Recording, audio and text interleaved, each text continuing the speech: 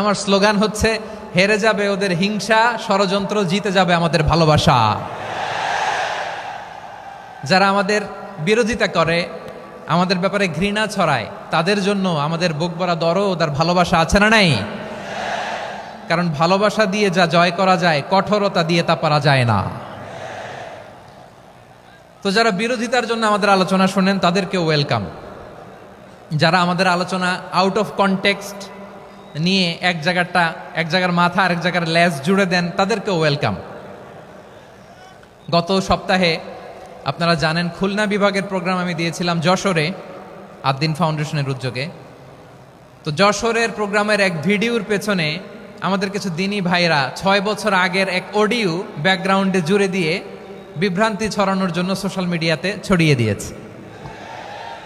তো তাদের প্রতিও আমাদের কোনো রাগ নাই, ক্ষোভ নাই। তারা হয়তো দিনই তাকাদা থেকেই করেছে, কিন্তু তারা হয়তো বুঝতে পারে নাই এই যে রিসেন্ট আলোচনার ভিডিওর পেছনে 6 বছর আগের অডিও জুড়ে দেওয়া, এটাকে বাংলায় বলে প্রতারণা।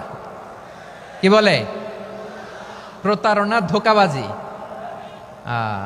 এখনকার আলোচনার ভিডিও আর ব্যাকগ্রাউন্ডে এডিট করে লাগিয়েছে 6 বছর আগের অডিও। এটারে প্রতারণা বলে, ধোঁকাবাজি বলে। আর বিশ্বনবী বলেন, মান গশানা ফালাইসা মিন্না, the person who deceives us he is not among us. যে আমাদেরকে ধোঁকা দেয়, সে আমাদের অন্তর্ভুক্ত নয়। তো বিশ্বনবীর এই হাদিস তারা মনে রাখে না। তো এই জন্য শুধু বিশ্বনবীর প্রতি সাল্লাল্লাহু আলাইহি ওয়াসাল্লামের প্রতি সেরেফ ভালোবাসা আপনাকে বাঁচাতে পারবে না, যদি বিশ্বনবীর আদর্শ আপনি গ্রহণ না করেন। তার জলজান্ত প্রমাণ, আবু তালেব বিশ্বনবীকে অনেক ভালোবেসেছেন আলাইহিস সালাতু ওয়াসসালাম। পলিটিক্যাল শেল্টার, ফিনান্সিয়াল শেল্টার, সব ধরনের শেল্টার তিনি দিয়েছেন, কিন্তু বিশ্বনবীর আদর্শ মানেন নাই। মুক্তি মিলবে? হ্যাঁ, আওয়াজ করে বলেন, আবু তালেবের কি মুক্তি মিলবে? তাহলে সেরেফ ভালোবাসা আপনাকে বাঁচাতে পারবে।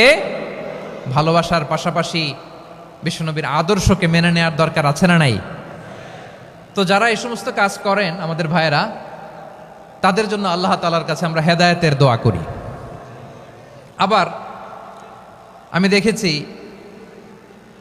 আমার গত সপ্তাহের যশোরের আলোচনার একটা লাইনকে কেন্দ্র করে আমাদের অনেক রাজনীতিবিদ বন্ধুরা অনেক ক্ষুব্ধ প্রতিক্রিয়া দেখাচ্ছেন। ওই কথাকে নিজে